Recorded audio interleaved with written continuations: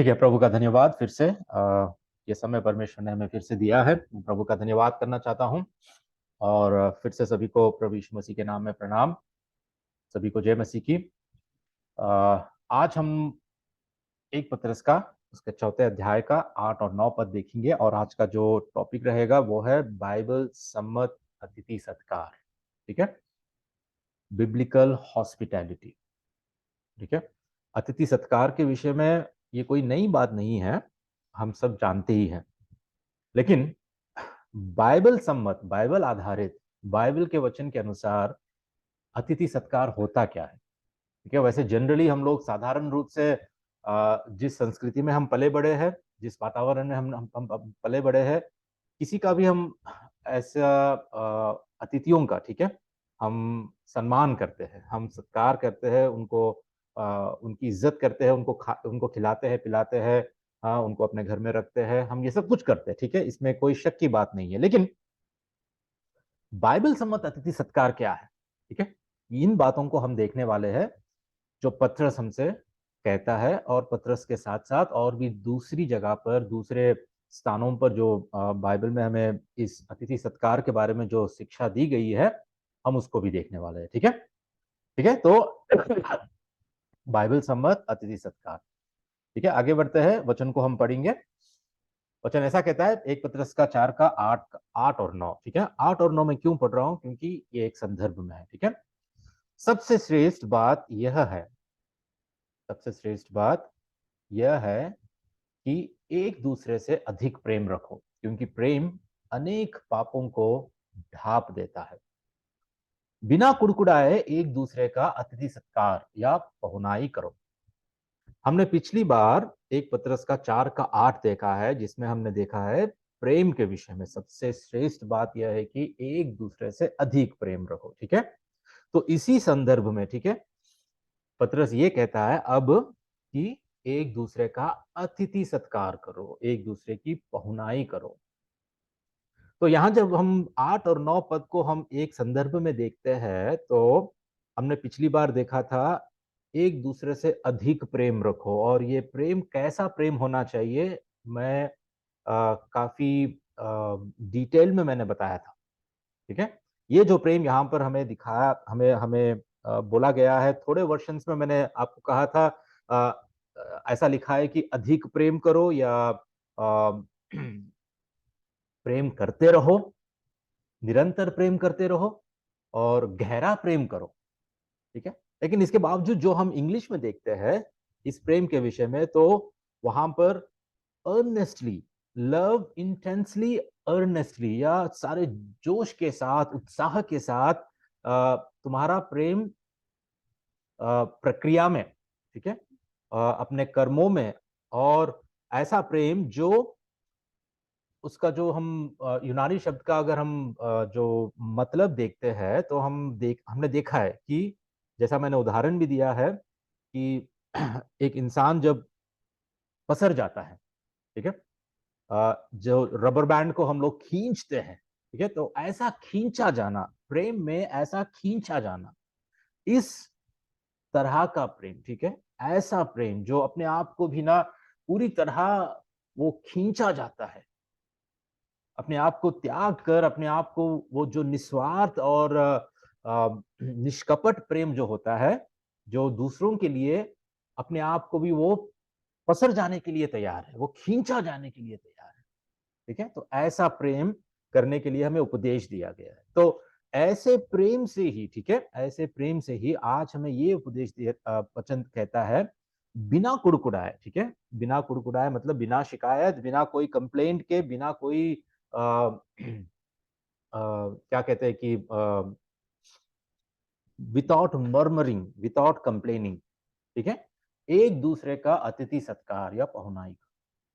ठीक है, अब हम देखने वाले हैं अतिथि सत्कार का मतलब क्या होता है। ठीक है, जनरली अगर बाइबल के अनुसार हम देखते हैं तो किसी परदेसी के प्रति प्रेम, लव फॉर स्ट्रेंजर्स। ठीक है,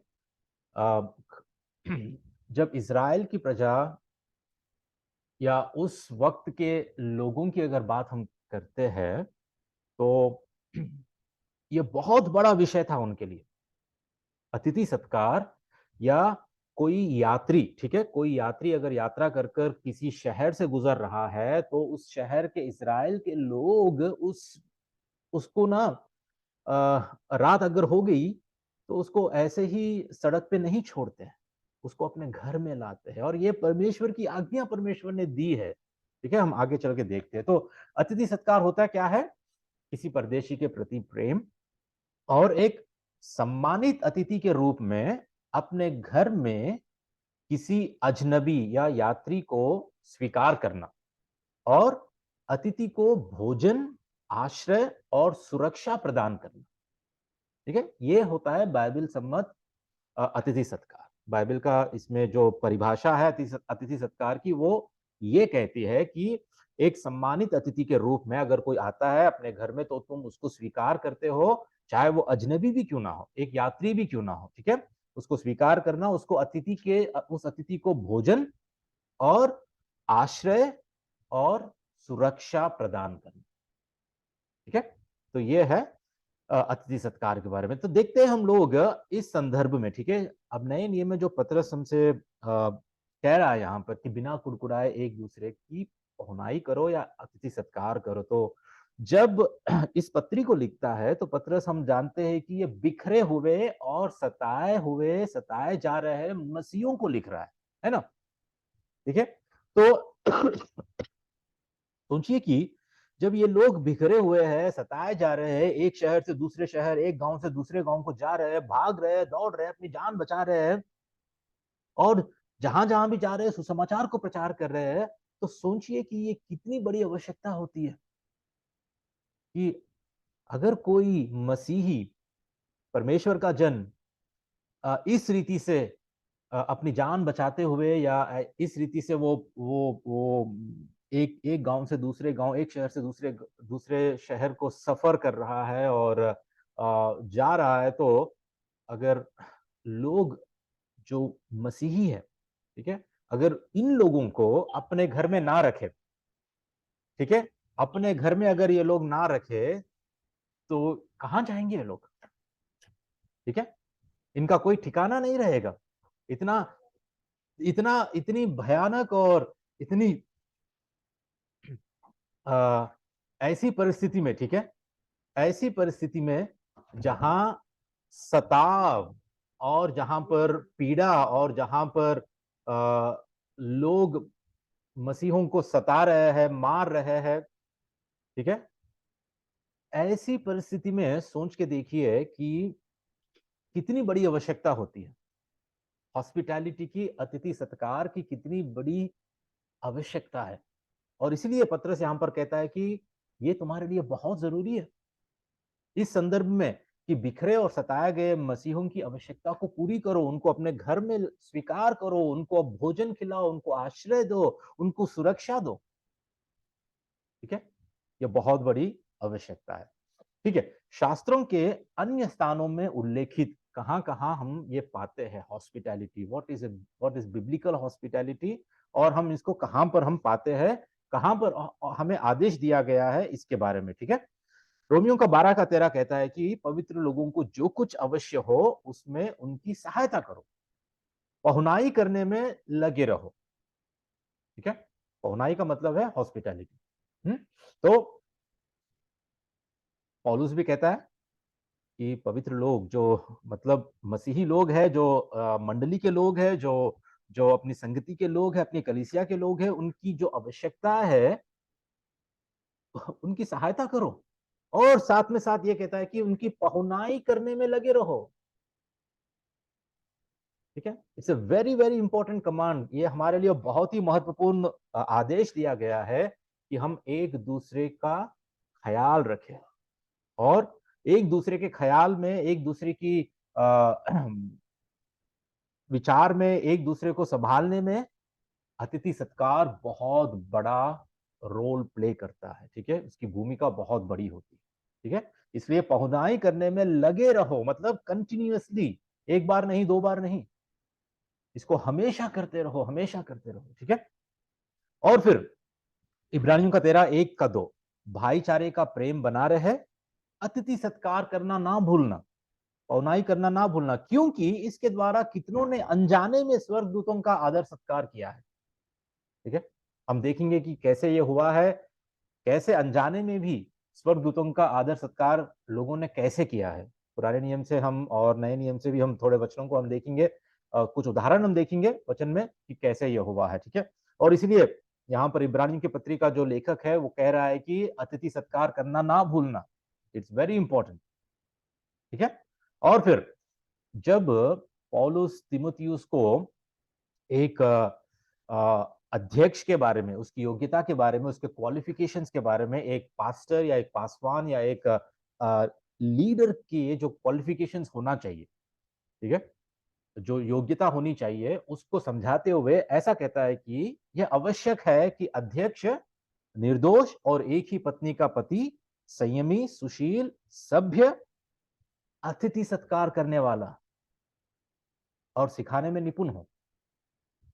ठीक है, तो इस क्वालिफिकेशंस में एक क्वालिफिकेशन, इंपॉर्टेंट क्वालिफिकेशन, एक योग्यता ये भी है कि वो अतिथि सत्कार करने वाला होना चाहिए। ठीक है, ही शुड बी हॉस्पिटेबल, कि उसके घर में लोग आए, आश्रय पाए, सुरक्षा पाए, ही मस्ट वेलकम देम। ठीक है, और फिर और एक बात, जब पौलुस तीतुस को भी लिखता है अध्यक्ष के बारे में ही, यही क्वालिफिकेशंस के बारे में, वो ये भी कहता है कि पर पहुनाई करने वाला, ठीक है, मतलब अतिथि सत्कार करने वाला, भलाई का चाहने वाला, संयमी, न्यायी, पवित्र, ठीक है, ये सारे क्वालिफिकेशंस को रखता है और ये भी कहता है कि वो अतिथि सत्कार करने वाला, पहुनाई करने वाला होना चाहिए। ठीक है, तो बाइबल में हम अन्य स्थानों में, शास्त्रों में हम ये बातों को हम देखते हैं हॉस्पिटैलिटी के बारे में। ठीक है, अभी संसार में जो जिस रीति से हम, हमारी समझ है अतिथि सत्कार के बारे में या पहुनाई के बारे में, और बाइबल हमें क्या कहती है, बाइबल के अनुसार इसका क्या उद्देश्य है, क्या मकसद है, हम आने वाले थोड़े वचनों में हम देखने वाले हैं। ठीक है, तो मैं शास्त्रों से थोड़ा उदाहरण देना चाहता हूं कि कहां पर किस रीति से लोगों ने अतिथि सत्कार किया है, ठीक है, जिससे हम सीख सकते हैं। सबसे पहले अब्राहम और 3 अतिथि, अब्राहम के पास 3 अतिथि आते हैं, ठीक है, उसको ये वादा करने के लिए कि अगले साल तेरा खुद का बेटा होगा। ठीक है, उत्पत्ति के 8:18 में हम देखेंगे 1 से 8, तो वहां पर 3 अतिथि आते हैं, एक्चुअली परमेश्वर और 2 स्वर्गदूत। ठीक है, जहां पर हम देख पाते हैं कि वहां पर सोदोम और अमोरा को नाश करने से पहले, ठीक है, वो अब्राहम के पास आते हैं और अब्राहम उनको देखते ही वो कहता है कि मेरे स्वामी आइए मेरे घर पर। वहां पर उनका अतिथि सत्कार कैसा किया, पहुनाई कैसा किया, हम वो पूरी कहानी को हम पढ़ सकते हैं वहां। ठीक है, उसके बाद अब्राहम से ये सारी बातें करने के बाद 2 स्वर्गदूत, ठीक है, लूत के पास जाते हैं, और ये लूत पता है ना अब्राहम का भांजा है। ठीक है, तो लूत के पास क्यों जाते हैं 2 स्वर्गदूत? क्योंकि लूत सोदोम और अमोरा में वहां पर रह रहा था और उसका नाश करने के लिए स्वर्गदूत वहां पर जाते हैं, लेकिन लूत को पता नहीं, लूत को कोई खबर नहीं। तब तो मोबाइल नहीं था, व्हाट्सएप नहीं था, कुछ नहीं था। अब्राहम अगर खबर भी करना है तो अब्राहम को बहुत दूर ट्रैवल करके, सफर करके जाना है, या किसी अपने दास को भेज के जाना है, लेकिन लूत को कुछ पता नहीं। अब्राहम को पता था कि परमेश्वर सदोम और अमोरा को विनाश करने वाला है, क्योंकि जिस रीति से इन 2 शहरों में पाप बढ़ चुका था, परमेश्वर ने कहा कि अब इसको आ गई, इनकी घड़ी आ गई है, इनका समय आ गया है, इनको विनाश करना है। तो लूत वहां पर था और अब्राहम ने लूत के बारे में प्रार्थना की, तो परमेश्वर ने कहा कि हाँ, मैं बचाऊंगा। तो लूत के पास 2 स्वर्गदूत जाते हैं, और अगर आप देखते हैं इस 19 अध्याय में, तो ये 2 स्वर्गदूत स्वर्गदूत की तरह नहीं दिखते, वो हम जैसे साधारण व्यक्तियों की तरह ही दिखाई पड़ते हैं। और लूत अपने शहर के बाहर जो फाटक होता है वहां पर बैठा होता है, और जब ये दो स्वर्गदूतों को देखता है, इन दो व्यक्तियों को देखता है, तो उसने वो विनती करता है कि देखिए, आप इस रात को यहाँ पर इस शहर के इस खुले आम में आपको समय यहाँ पर अपना समय बिताना आपके लिए बहुत खतरनाक है, आप बहुत खतरा है, आप प्लीज मेरे घर आइए आप। तो उनको इनवाइट करता है, अपने घर पे आश्रय देता है, उनको भोजन खिलाता है, उनकी उनकी रक्षा करता है, ये बिना जाने अनजाने में कि वो एक्चुअली स्वर्गदूत है और वो नाश करने वाले हैं और लूत को बचाने वाला है, लूत के घराने को बचाने के लिए ही आए हैं। तो वहां पर हम सीख सकते हैं कि लूत किस रीति से अनजाने में ही स्वर्गदूतों को अपने घर लाता है। अगर सोचे कि उसने अतिथि सत्कार नहीं किया हो, पहुनाई नहीं की हो, तो क्या होता हमें पता नहीं, लेकिन उसने विनती की कि आप आइए हमारे घर, यहाँ पर आपका आप सुरक्षित नहीं है। ठीक है, वो सारी कहानी आप पढ़ सकते हो। तो किस रीति से लूत का परिवार बच गया। ठीक है, उस वो सदोम और अमोरा के शहर में विनाश जब हुआ, तो किस रीति से लूत का परिवार बच गया। और उसके बाद नाहोर में अब्राहम के सेवक, ठीक है, अब्राहम जब अपना बेटा इसहाक बड़ा हो जाता है, शादी के लायक हो जाता है, तो अपने एक दास को भेजता है कि मेरे बेटे के लिए एक पत्नी को ढूंढ के ला और मेरे ही लोगों के बीच से तू उसको लेकर आना चाहिए। तब नाहोर में, नाहोर नाम के इस प्रदेश में अब्राहम का सेवक जाता है और वहां पर रिबका को देखता है, ठीक है, जो इसहाक की होने वाली पत्नी थी। और रिबका के घराने वाले, ठीक है, रिबका के घराने वाले भी इस दास को, इस सेवक को, अब्राहम के सेवक को जब वो अपने घर पे बुलाते हैं, ठीक है, उन लोगों को इनवाइट करते हैं।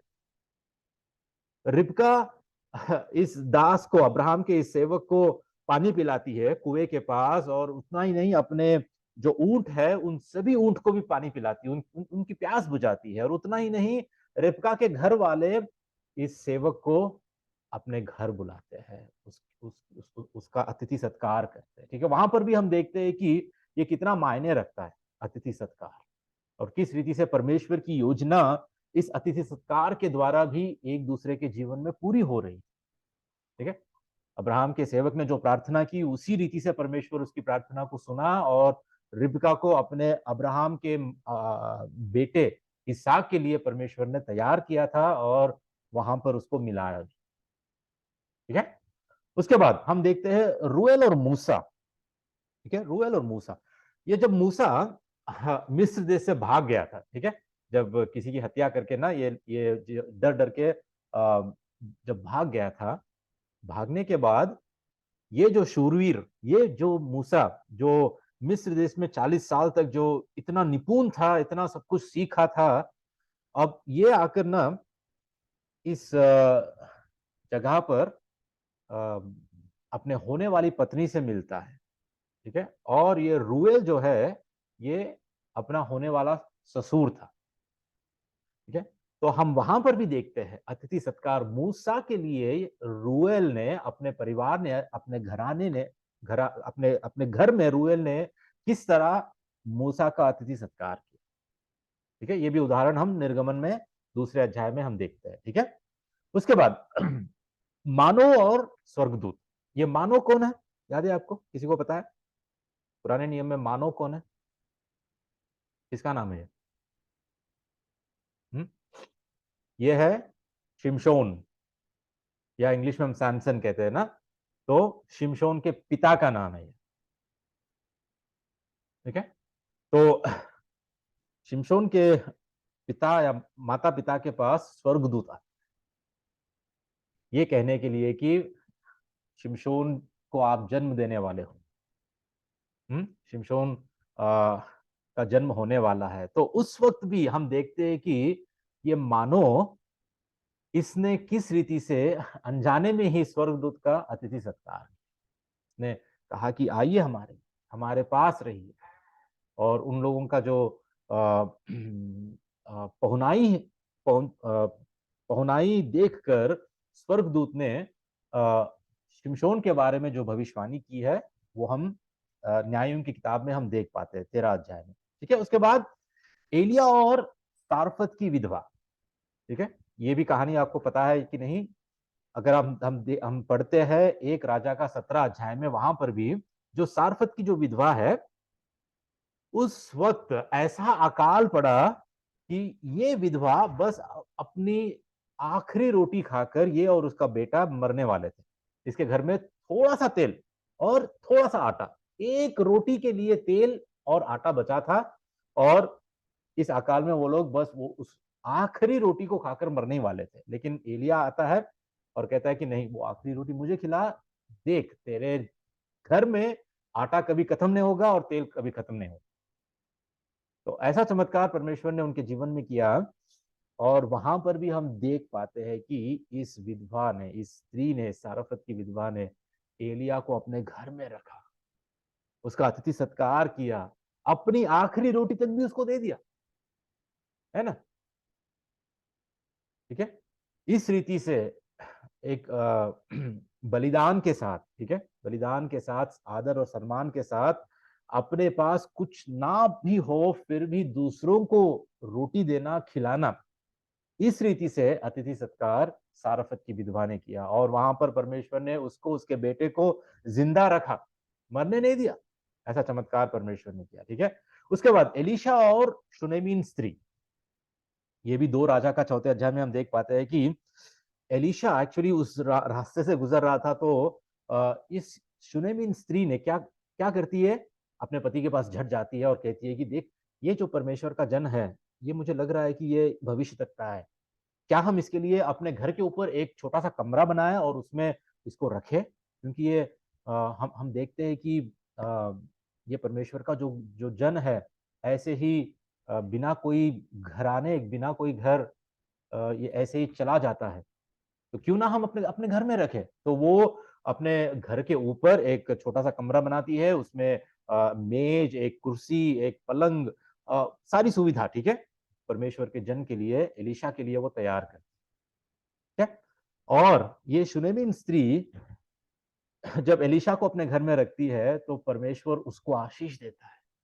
इसके अतिथि सत्कार को देखकर, इसके पहुनाई को देखकर, परमेश्वर इस स्त्री को, जो बांझ थी, एक बेटा उसको देता है।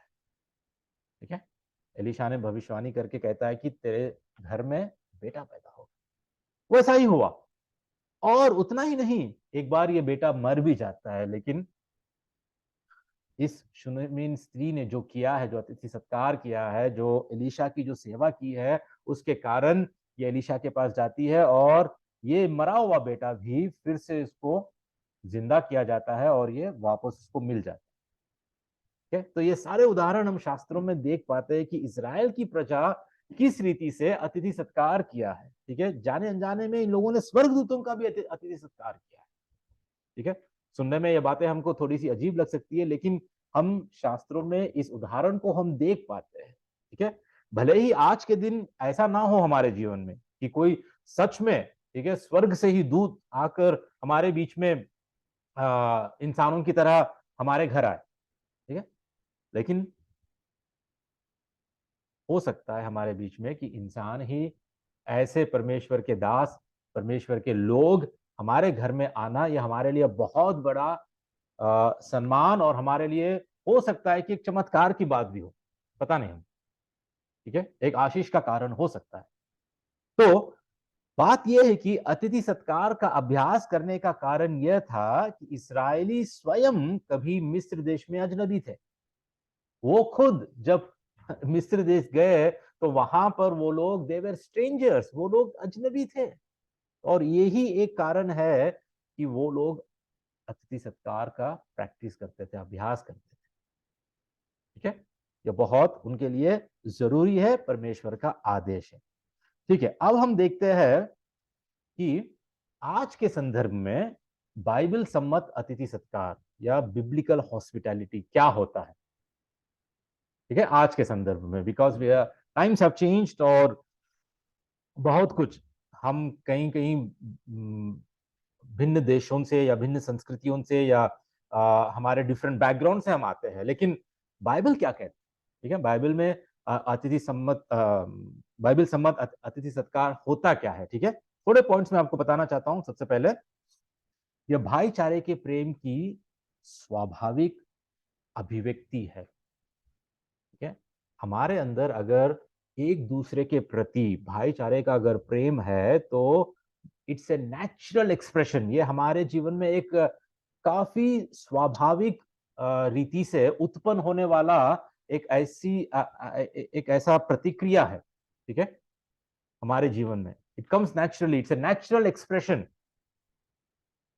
ठीक है, हमारे बीच में अगर भाईचारे का प्रेम हो, यदि हम एक दूसरे से अगर भाईचारे के प्रेम से प्रेम करते हैं एक दूसरे को, जैसा कि हमने पिछली बार देखा है कि हमारा प्रेम निष्कपट हो, हम एक दूसरे से अधिक प्रेम करें, गहरा प्रेम करें, हम पसर भी जाए, हम खींचे भी जाए, लेकिन फिर भी हमें इस रीति से प्रेम करना है। ठीक है, तो यह भाईचारे के प्रेम की स्वाभाविक अभिव्यक्ति है। दूसरी बात, अतिथि सत्कार भक्ति की परीक्षा है। It's a test for godliness. क्योंकि जो स्वार्थी होते हैं वे अजनबियों या विशेषकर जो जरूरतमंदे होते हैं उनको अपने निजी जीवन में दखल देना पसंद नहीं करते, है ना। आज प्राइवेसी के विषय में या प्राइवेसी को लेकर, हमारे खुद के जीवन को लेकर ना, अपने निजी जीवन को लेकर हम इतने अपने आप को सीक्रेट में रखना चाहते हैं, अपने आप को गुप्त में रखना चाहते हैं। हमारे जीवन को हम किसी के आगे हम दिखाना नहीं चाहते कि हमारा जीवन कैसा है, असली वाला जीवन। ठीक है, हम ऐसा जीवन दिखाना चाहते हैं जो लोगों को देखते ही अरे वाह कितना अच्छा है, इनका परिवार कितना अच्छा है, इनके पति या पत्नी, इनके बेटे, इनके बेटियां या इनका घराना, सब कुछ कितना अच्छा है। लोग बस हमारी बढ़ाई करें, ऐसा हम प्रोजेक्ट करना चाहते हैं, ऐसा हम लोगों को इंप्रेस करना चाहते हैं। लेकिन बिब्लिकल हॉस्पिटैलिटी में, बाइबल सम्मत अतिथि सत्कार में, it is actually a true test for your godliness. तुम्हारी भक्ति का एक परीक्षा ही है कि क्या तुम स्वार्थी हो। ठीक है, जरूरतमंदों या अजनबियों को अपने निजी जीवन में तुम दखल देना पसंद नहीं करते। और खास करना, कभी कभी हम ऐसा भी करते हैं कि हम अपने ही खुद के मंडली के लोग हमारे लिए अजनबी बन जाते हैं। We treat our own fellow brothers and sisters as strangers. इतने स्ट्रेंजर्स बन जाते हैं कि अपने खुद के ही संगति के मंडली के लोग हमारे लिए, वो लोग अजनबी बन जाते हैं। उनको हम ठीक से बात नहीं करते, उनसे हम ठीक से, हम लोग उनको कभी अपने घर पे बुलाते नहीं है, या हमारे जीवन में उनको कोई हम स्थान नहीं देते। और अगर किसी को देते भी है, ठीक है, वैसे अपनी संगति तो बहुत छोटी है, हम हर हफ्ता तो हम एक दूसरे से हम मिलते हैं, एक दूसरे के घरों को हम खोलते हैं परमेश्वर के लिए, और एक दूसरे का अतिथि सत्कार करते हैं। ठीक है, लेकिन थोड़ा ऐसे कलीसिया है जहां पर, ऐसे चर्चेस है जहां पर लोग दूसरों को अपने घर में बुलाना, उनका अतिथि सत्कार करना किस पे डिपेंड करता है पता है? उनके खुद के कुल और जाति पर। कि हमारी जाति से ही अगर कोई प्रभु में आया है, क्या मसीह को माना है, हम उसी को अपने घर में आने देंगे, उसी को हम भोजन खिलाएंगे। ये नीची जाति वाले जो है ना, इसको हम छुएंगे भी नहीं। ये हमारे लिए ना कचरा है। भले ही वो भी मसीह है, हम भी मसीह है।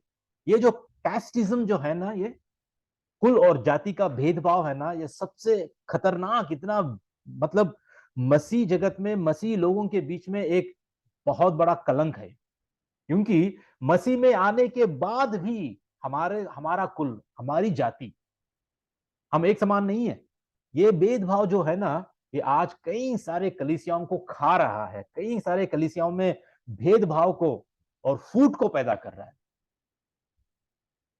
ठीक है, जो हमारे समान है, या हमारे स्टेटस में, या हमारे जैसा ही है, या हम पढ़े लिखे हैं, और जो अनपढ़ गवार है, हम उसको नहीं, उसको हम अतिथि क्यों मनाएंगे, हम उसका सत्कार क्यों करेंगे हम, है ना। कितना भेदभाव ये संसार में होता है, संसार के लोगों के बीच में होता है। लेकिन जो बाइबल का फॉलोवर है, जो बाइबल सम्मत अतिथि सत्कार है, उसमें ये नहीं होता है। ठीक है, तीसरी बात, यह केवल एक भूखे व्यक्ति को भोजन उपलब्ध कराने या बेघरों के लिए अपना घर खोलने के बारे में नहीं है। ठीक है, हॉस्पिटैलिटी इज नॉट जस्ट अरे भूखा है ना, थोड़ा सा दे दो उसको, खाने के लिए कुछ दे दो। अरे घर नहीं है, कोई बात नहीं, हमारे पास एक स्टोर रूम है, वहां पे रह लो, है ना, स्टोर रूम में तुम्हारे लिए हम कुछ जगह बना देंगे। नहीं नहीं, वो ये नहीं है, ये हमारे सामान्य दायरे से बाहर के लोगों से प्यार करना है। Those who are out of our own circle, हमारे सर्कल से बाहर, अपने सामान्य दायरे से बाहर भी जो लोग हैं, जो रिटर्न में आपको कुछ दे नहीं सकते, ठीक है, चाहे वो गरीब हो, चाहे वो कोई भी क्यों ना हो, अजनबी क्यों ना हो, वो कोई भी क्यों ना हो, ऐसे लोगों से प्यार करना है और इसे बिना किसी कुड़कुड़ाए और शिकायत से करना है। ये होता है बाइबल सम्मत अतिथि सत्कार। This is biblical hospital, that you and I in Christ are one. ऊंच नीच नहीं है, भेदभाव नहीं है। तुम मसीह में जो हो, तुम्हारा कुल जाति, तुम्हारी कोई भी, कहा कोई भी बैकग्राउंड क्यों ना हो, हम सब समान हैं। तुम हमारे घर में आ सकते हो, हमारे साथ हमारे ही टेबल पे बैठ सकते हो, हमारी थाली में ही तुम खा सकते हो, हमारे ही साथ तुम जी सकते हो। हम जो इस्तेमाल कर रहे हैं वो सारा तुम्हारा है। ऐसा प्यार, ऐसा प्यार, ठीक है, इट्स वेरी रेयर। ठीक है, बहुत बहुत कम देखने को हमें मिलता है। लेकिन जो सच में बाइबल सम्मत अतिथि सत्कार जो करता है, वो इस रीति से करता है। अगर जिसको समझ है, उस इस रीति से एक दूसरे की पहुनाई करता है। ठीक है, वचन कहता है सब काम बिना कुड़कुड़ाए और बिना विवाद के किया करो, फिलिपियों का 2:14। और फिर प्रेम निष्कपट हो, रोमियों का 12:9। प्रेम हमारा निष्कपट होना चाहिए, शुड नॉट बी हिपोक्रिटिकल। हम कपटियों की तरह, ठीक है, हमारा प्रेम नहीं होना चाहिए कि आगे कुछ है पीछे कुछ है। और ये जो अतिथि सत्कार है, बाइबल सम्मत अतिथि सत्कार है, ये सुसमाचार प्रचार का एक आवश्यक उपकरण है। It's a tool for evangelism, tool of evangelism. क्योंकि जब किसी को तुम अपने घर पे बुलाते हो, उसका कोई भी ऊंच नीच भेदभाव के बिना, जब उसको तुम अपने परिवार में अपना हिस्सा बनाकर उसको तुम बुलाते हो, उसका भोजन के लिए, आश्रय के लिए या सुरक्षा के लिए उसको अपने घर में तुम उसको इनवाइट करते हो, तो उस वक्त ये तुम्हारे लिए सुसमाचार प्रचार का एक बहुत बड़ा उपकरण बन जाता है कि उनको तुम प्रभु यीशु मसीह का सुसमाचार दे सको, सुना सको। ठीक है, ठीक है। अभी हम देखते हैं बहुत ही जरूरी बात, बाइबल सम्मत अतिथि सत्कार और मनोरंजन, एंटरटेनमेंट, इसके बीच में क्या फर्क है, इन दोनों के बीच में क्या अंतर है। क्योंकि हमें यह जानना जरूरी है। जो संसार में हम देखते हैं वो ज्यादातर, ठीक है, हम जो देखते हैं वो एंटरटेनमेंट ही होता है, मनोरंजन। जब किसी को हम बुलाते हैं घर, तो उनको हम एंटरटेन करना है, उनका मनोरंजन करना है, ठीक है, उनको किसी भी तरह खुश करना है, उनको अच्छी तरह हमें रखना है। ठीक है, तो सबसे पहले ये बात है कि अजनबियों या दूसरों के प्रति प्रेम बाइबल सम्मत अतिथि सत्कार के पीछे का मकसद है। व्हाट इज द मोटिव, हमारा मोटिव क्या है। किसी को किसी हॉस्पिटैलिटी देना या अतिथि सत्कार करने के पीछे हमारा सबसे बड़ा मोटिव क्या है। हमारी संस्कृति में अतिथि देवो भवा कहते हैं, है ना, कभी सुना है आपने? मतलब जो हमारा अतिथि है वो भगवान के समान है। बाइबल ये नहीं कहती है, ठीक है, भले भले ही आप अतिथि का सम्मान करो, उसको बड़ी इज्जत से ट्रीट करो, सब कुछ अच्छा है, ठीक है, लेकिन अतिथि हमारे लिए भगवान नहीं है।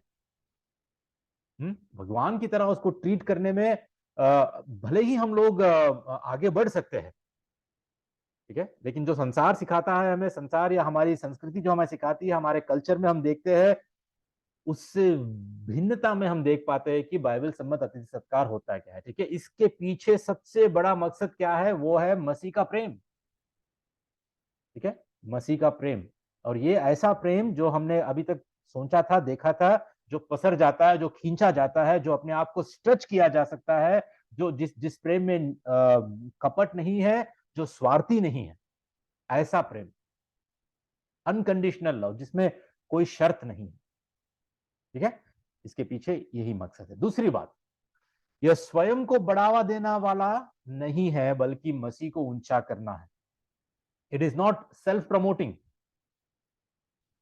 ठीक है, अतिथि सत्कार करने में हम अपने आप को, अपने सेल्फ को या अपने परिवार को हम प्रमोट नहीं कर रहे हैं। जैसे कि हम ना कई बार लोगों को या कई गेस्ट्स को या हमारे लोगों को, अपने दोस्तों को या अपने फैमिली फ्रेंड्स को या अपने रिश्तेदारों को हम जब भी इनवाइट करते हैं जब हमारे पास कुछ अच्छा हो, है ना। हमने कुछ टीवी खरीदा है, अरे देखिए हमारे पास 65 इंच का नया टीवी आ गया है, या हमने फर्नीचर खरीदा है, या हमने कार खरीदी है, या ऐसा ना, लोगों को कुछ दिखावे के लिए ही, अपने सेल्फ को प्रमोट करने के लिए, अपने अपने परिवार को या अपने अचीवमेंट्स को या अपने सक्सेस को प्रमोट करने के लिए, उसको ऊंचा बढ़ाने के लिए, उसका बढ़ावा देने के लिए संसार में लोग इनवाइट करते हैं, अतिथि सत्कार करते हैं, पौनाई करते हैं। लेकिन बाइबल सम्मत अतिथि सत्कार में मसीह को ऊंचा करना होता है। It should be Christ exalting. हम मसीह को ऊंचा बढ़ाए, मसीह के कारण हम जो कुछ है वो मसीह के कारण है। प्रभु यीशु मसीह के कारण ही आज ये घराना हमारा है, ये घर हमारा है, ये संपत्ति हमारी है, ये जो कुछ भी हमें दिया गया है वो सिर्फ और सिर्फ मसीह के कारण है। और आइए, हमारे जो कुछ हमें मसीह ने दिया है, इसमें आप मिल बांट कर आप रह सकते हैं, जी सकते हैं, आप खा सकते हैं। ये होता है बाइबल सम्मत अतिथि सत्कार। It is not entertainment. ठीक है, ये एंटरटेनमेंट नहीं है। ठीक है, उसके बाद ये हमारे व्यंजनों से दूसरों को प्रभावित करने के बारे में नहीं है, बल्कि हमारे प्यार को बांटने के बारे में है। ठीक है, दूसरों को बुला के, अरे देखिए आज हमने कितनी कितनी अच्छी बिरयानी बनाई है। आपको पता है कि मैं अच्छी तरह चाइनीज खाना मैं अच्छा बनाता हूँ, आइए हमारे घर में, मजा कीजिए, टेस्ट कीजिए। या हमारे भोजन के वस्तुओं को दूसरों को देकर प्रभावित करने वाली बात नहीं है कि लोग आए और मेरी बढ़ाई करें, अरे वाह आप कितना अच्छा भोजन बनाते हैं, आप तो एक्सपर्ट है। नहीं, उसकी बात ही नहीं है यहाँ पर। ठीक है, ये हमारे प्यार को बांटने की बात है, एक दूसरे से हमारे प्यार को बांटने की बात है। ठीक है, उसके बाद ये एक अच्छा माहौल बनाने के बारे में भी नहीं है। ठीक है, एसी लगा दो, या होम थिएटर लगाओ, या बड़ा सा स्क्रीन लगा के एक अच्छा ऐसा एनवायरनमेंट क्रिएट करो, एक परफेक्ट एनवायरनमेंट में जिसमें लोगों को मजा आए या लोग आनंदित हो जाए। नहीं, उसके बारे में भी नहीं है ये। It is not about creating a perfect environment. ठीक है, बल्कि ईश्वरीय संबंध बनाने, एक दूसरे से, इट्स बिल्डिंग गॉडली रिलेशनशिप, ईश्वरीय संबंध बनाने और सुसमाचार साझा करने या बांटने के अवसर को पैदा करने के बारे में है। ये होता है बाइबल सम्मत अतिथि, कि हम कैसे, ठीक है, कैसे हम एक दूसरे से रिश्ते को बढ़ाए, एक दूसरे के बारे में अधिक जाने, एक दूसरे से हम उस ईश्वरीय संबंध को बनाए हम। ठीक है, उस पवित्र संबंध में हम बढ़े। ठीक है, उसके बाद ये दूसरों को हमारे घरों के अंदर हमें देखने की अनुमति देने की इच्छा है। It is to be transparent. ये कोई नहीं करता, बाहर संसार वाले नहीं करते कि आइए कोई बात नहीं, हमारे जीवन को हम कैसे जी रहे हैं, हम, मैं और मेरी पत्नी एक दूसरे से हम कैसे बात करते हैं, हम अपने बच्चों को कैसे पालते हैं, हम एक दूसरे की इज्जत कैसे करते हैं। आइए देखिए, हमसे सीखिए। It is opening our lives, opening our hearts. अपने घर को जब तुम खोल रहे हो, यू आर बिकमिंग ट्रांसपेरेंट, कि देखिए मसीह ने हमें कैसे बदला दिया है, हमारा जीवन देखिए, आइए। ये होता है बाइबल सम्मत अतिथि सत्कार। ठीक है, लेकिन यहां पर एक कॉशन, ठीक है, एक एक कॉशन है, एक कॉशन को क्या कहते हैं हिंदी में, एक खतरे वाली बात है। ठीक है, अगर कोई गलत मकसद से, ठीक है, हमारे बीच में आता है तो हमें सावधान होना चाहिए। We have to be careful. जिस इंसान का गलत मकसद से, with wrong motives, with ulterior motives अगर कोई आता है तो हमें सावधान रहना चाहिए ऐसे व्यक्तियों के साथ, ठीक है। खासकर जब हम सिंगापुर में हैं, मैंने कई लोगों को देखा है जो भारत से आते हैं या कोई दूसरी कंट्री से आते हैं यहाँ पर, और उनका मकसद यही होता है, ठीक है। खासकर जो सेविकाई में है, जो पास्टर्स है या चर्च चलाने वाले हैं, लीडर्स है, जब वो सिंगापुर आते हैं, मैं कई लोगों को मैंने देखा है कि उनका सबसे बड़ा मकसद यही है कि यहाँ के जितने भी चर्चेस है उनसे कांटेक्ट अपना बना ले, अपना नेटवर्क बढ़ा ले और उनसे सपोर्ट ले, उनसे फाइनेंशियल सपोर्ट ले, और फिर इंडिया जाके उनसे कांटेक्ट में रहकर उनकी जरूरतों को बताए ताकि पैसा यहां से उनको मिलता रहे, ठीक है। ये एक बहुत बड़ा खतरनाक गलत मकसद से लोग यहां पर आते हैं, और जैसे मुझे ये बात पता चल जाती है ना, मैं उनका अपने घर में उनको आने भी नहीं देता, ठीक है। अतिथि सत्कार नहीं भैया, ऐसा नहीं होता है। अगर उनकी सच में जरूरत है, सच में वो आकर यहाँ पर ना भटक गए हैं या उनको पता नहीं चल रहा है, परदेश में है और यात्री है, उनके लिए सच में कोई मुसीबत में अगर फंस चुके हैं, तो मैं जरूर उनकी जरूर मदद करता हूँ, अपने घर में भी रखता हूँ, मैंने रखा भी है ऐसा, ठीक है। मैंने मैंने मदद की भी है थोड़े लोगों की, लेकिन we have to be careful. अगर कोई गलत मकसद वाले यहाँ पर हमारे बीच में आते भी है तो उनसे हमें सावधान रहना चाहिए, सावधान रहना, ठीक है। अंत में, अंत में अलेक्जेंडर स्ट्रॉच, ठीक है, इन्होंने ऐसा कहा, अतिथि सत्कार की सेविकाई के माध्यम से हम अपनी सबसे बेशकीमती संपत्ति बांटते हैं। हम अपने परिवार, घर, धन, भोजन, गोपनीयता मतलब प्राइवेसी और समय को बांटते हैं। दरअसल हम अपने जीवन को दूसरों से बांटते हैं, इसलिए अतिथि सत्कार हमेशा महंगा होता है। There is a cost to pay, है ना। ये कोई आसान बात नहीं है, मुफ्त में होने वाली बात नहीं है। जब भी कोई अतिथि आते हैं हमारे घर पे तो ऐसे ही बिना कोई काम के, बिना कोई त्याग के कुछ नहीं होता है। We have to come out of a comfort zone, है ना। उनके लिए खाना अरेंज करना पड़ता है, उनके लिए घर अरेंज करना पड़ता है, उनके लिए बिस्तर अरेंज करना पड़ता है, उनके लिए हमारे साथ वो उठे बैठे और खाए पिए, इसमें हमारा भी, हमारा समय लगता है, हमारा पैसा होता है, हमारा बहुत कुछ, हमारा योगदान, हमारा बलिदान इसमें होता है, ठीक है। और ये सब कुछ हमें बिना कुड़कुड़ाए और बिना स्वार्थ के निष्कपट प्रेम से बाइबल सम्मत और ईश्वरीय संबंधों को बनाने के लिए हमें सुसमाचार के माहौल को, सब सुसमाचार को प्रचार करने के उस माहौल को पैदा करने के लिए हमें ये सब कुछ करना है ना। क्योंकि हम भी अजनबी हैं इस संसार में, वी आर ऑल्सो स्ट्रेंजर्स, ठीक है। और क्या कहते हैं कि यहाँ पर अतिथि सत्कार की सेविकाई के माध्यम से, ठीक है, ये एक सेविकाई है, दिस इज अ मिनिस्ट्री। अतिथि सत्कार भी एक मिनिस्ट्री है, एक सेविकाई है, जो हर एक को, हर क्रिश्चियन परिवार को, खासकर जो प्रचारक है, उपदेशक है या अध्यक्ष है, उनके लिए यह बहुत बड़ी महत्वपूर्ण बात, ठीक है। तो अतिथि सत्कार की सेविकाई के माध्यम से हम मनुष्यों को समझाने के लिए सबसे गहरे तरीकों में से एक में दोस्ती, स्वीकृति, संगति, ताजगी, आराम और प्यार प्रदान करते हैं, ठीक है। जब तक हम एक दूसरे के लिए अपने घरों के दरवाजे नहीं खोलते, प्रेम करने वाले भाइयों और बहनों के एक घनिष्ठ परिवार के रूप में स्थानीय कलीसिया की वास्तविकता केवल एक सिद्धांत ही रह जाएगी। If you are a local church, स्थानीय कलीसिया हो तुम, तो अगर घरों को नहीं खोल रहे हो, अपने घरों को बंद करके रखे हो, तो स्थानीय कलीसिया का कोई मतलब ही नहीं बनता। It just becomes a doctrine, useless doctrine, ठीक है। हमारे परिवार, हमारे घर एक दूसरे के लिए खुलना चाहिए, हमारे दिल एक दूसरे के लिए खुलना चाहिए, एक दूसरे के साथ हमारे रिश्ते बनना चाहिए, तभी तो स्थानीय कलीसिया का मतलब होता है, एक लोकल चर्च में, ठीक है। आना जाना, एक दूसरे के साथ संगति करना, एक दूसरे को विजिट करना, एक दूसरे के साथ बने रहना, एक दूसरे की पहुनाई करना, एक दूसरे के आत्मिक जीवन में हम एक दूसरे के उत्तरदायी बनना,